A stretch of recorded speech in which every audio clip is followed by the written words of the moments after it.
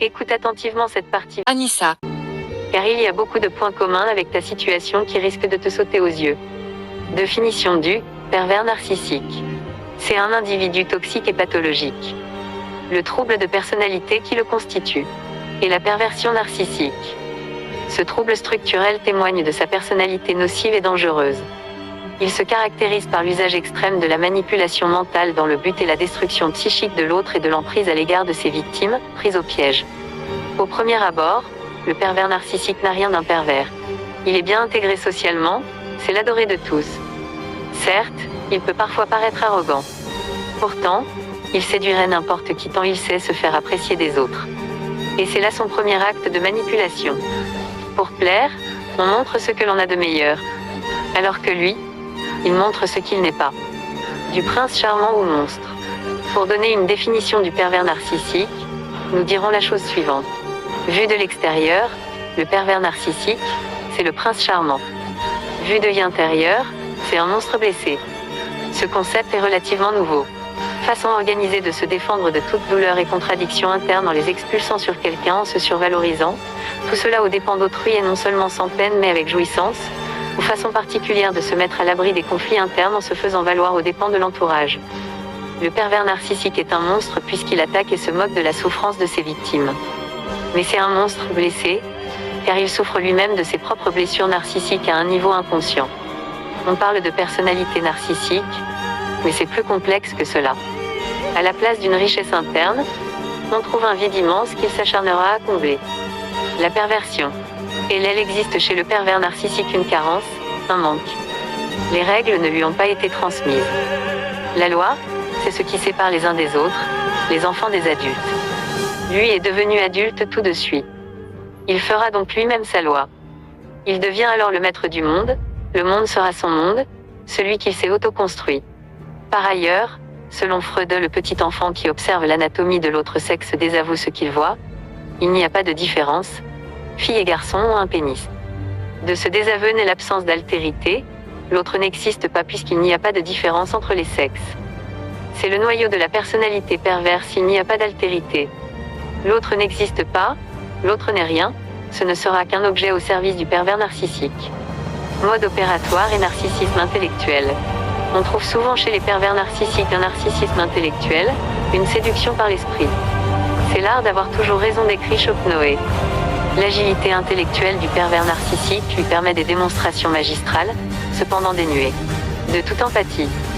Il censure la parole d'autrui, saisit la moindre contradiction chez son interlocuteur et sait tirer profit de tout argument.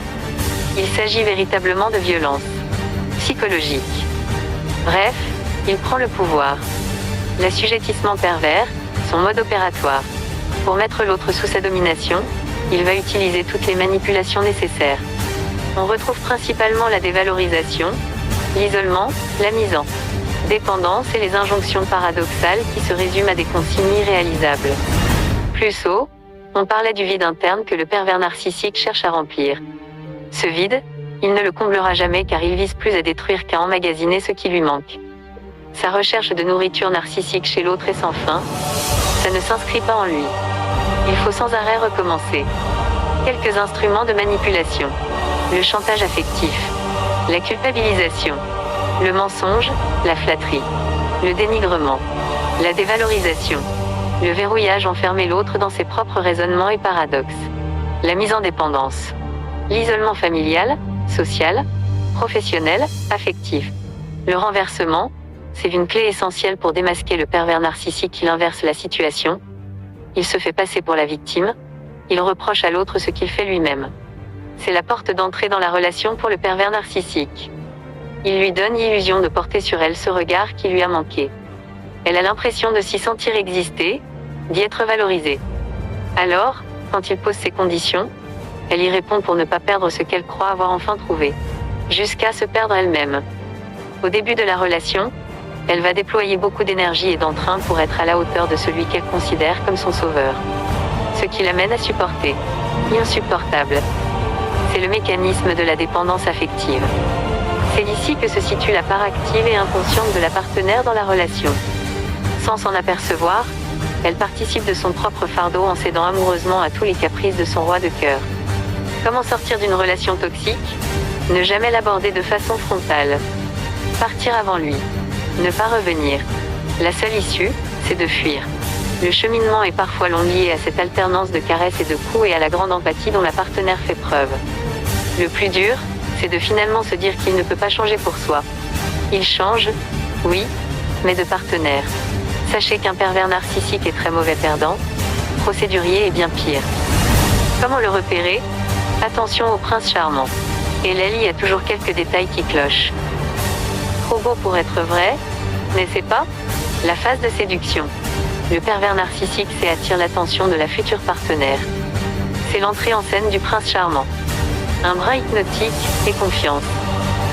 On ne peut lui résister. Tout de suite, il est sûr de pouvoir y arriver. Il provoque l'admiration de telle manière que la femme en question se sentira flattée qu'un homme de son envergure s'intéresse à elle.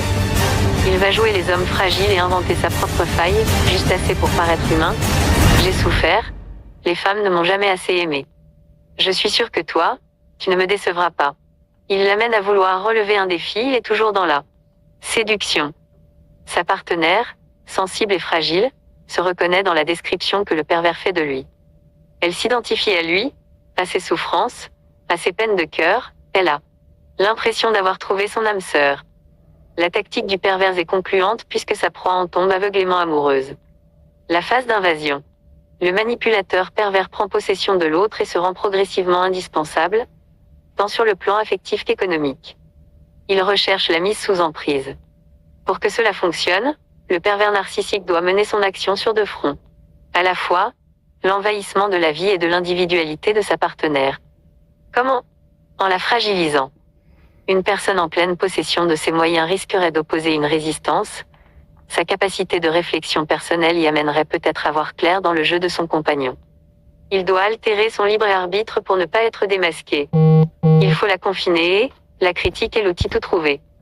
D'abord sous-entendu, puis mesuré, elle s'exerce à la fois à l'égard de la proie pour qu'elle commence à douter de ses capacités et de sa valeur, mais aussi et surtout envers certains de ses proches pour l'isoler. La cible est alors prise au piège dans les filets du pervers. Il en fera son objet, c'est-à-dire, ce qu'il en veut. La vie commune marque, en général, le début de cet enfermement. Le pervers narcissique sait choisir les personnes de l'entourage qu'il convient d'éloigner.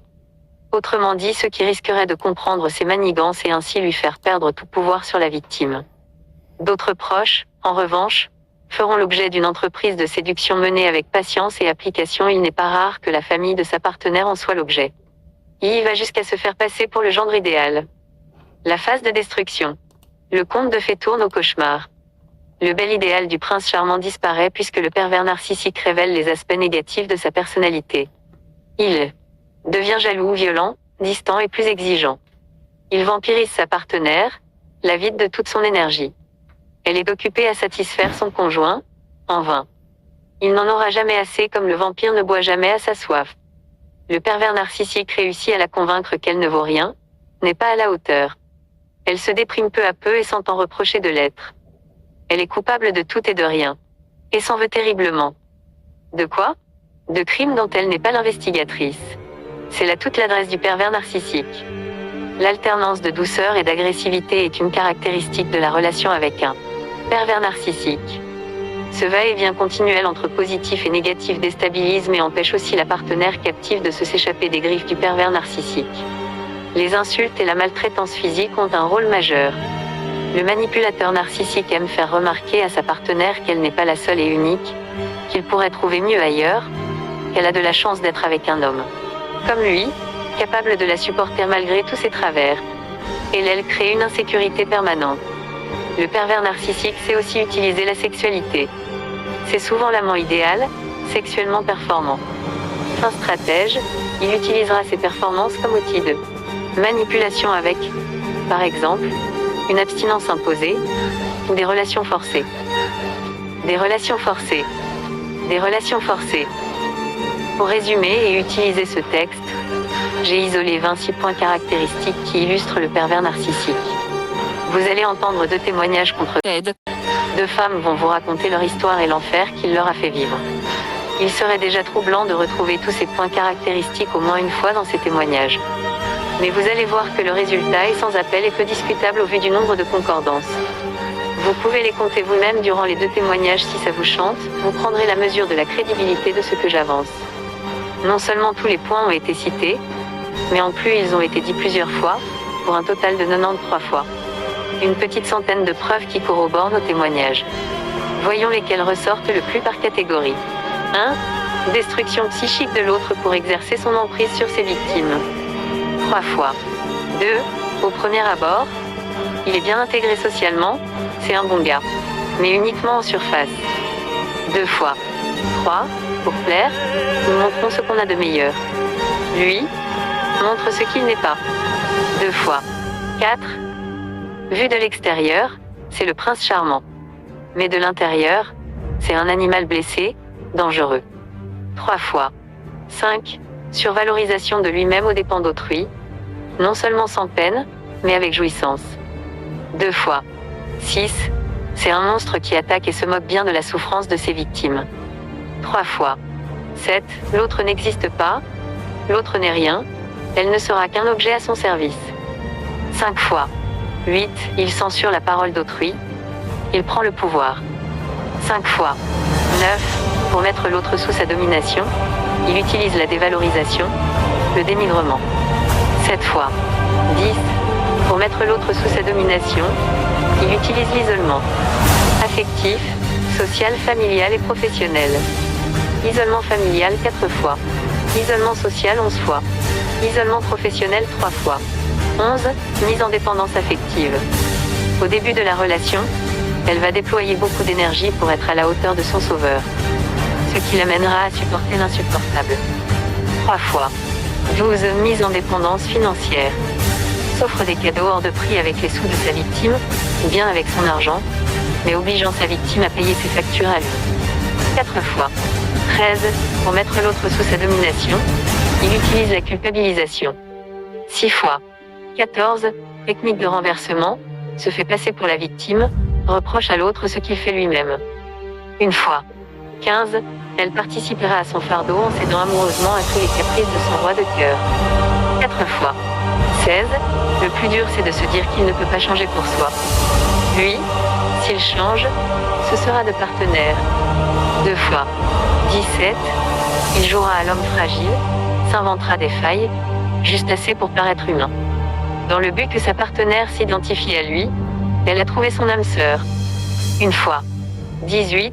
Pour mettre l'autre sous son emprise, il faut altérer son libre arbitre pour ne pas être démasqué, en fragilisant sa victime. Sinon elle risquerait d'opposer une résistance et voir clair dans son jeu. 2 fois. 19. La vie commune marque en général le début de l'enfermement de sa victime. Emménage avec moi, je t'aime. Puis plus tard, oublie pas que tu es chez moi ici, ferme-la. 4 fois. 20. Le pervers narcissique sait très bien choisir les personnes de l'entourage qu'il convient d'éloigner de sa victime. Celle et ceux susceptibles d'être une menace de lui arracher son jouet de ses griffes. 4 fois. 21. Entreprise de séduction possible avec certains membres de sa famille ou amis qu'il juge facile à duper, pour se faire passer pour le gendre idéal, mec idéal, pour anticiper et neutraliser des potentielles tentatives de confession de sa victime. 4 fois. 22. Le conte de fées vire au cauchemar. Le prince révèle le monstre. Jaloux, violent, distant, beaucoup plus exigeant. 2 fois. 23. Il vampirise sa partenaire, énergie, investissement, temps, amour, jusqu'à épuisement. Comme le vampire ne boit jamais à sa soif. 1 fois. 24. Sa victime n'est rien, pas à la hauteur. 4 fois. 25. Le pervers narcissique aime faire remarquer à sa victime qu'elle n'est pas la seule et l'unique, qu'il pourrait trouver mieux. 2 fois. 26. Relation sexuelle forcée. 2 fois. Voilà, je n'ai rien à ajouter, les preuves parlent d'elles-mêmes. Notez bien que je n'ai compté que les concordances dans les 2 témoignages que j'ai réunis. Mais vous pouvez facilement imaginer tous les points en commun qu'il y a entre ces témoignages et mon histoire racontée précédemment, et tout ce que Ted nous a fait vivre, simplement parce que je n'ai fait qu'une seule erreur avec Ted, être honnête avec lui. Bref, décortiquons tout ça en détail avec le premier témoignage au chapitre suivant.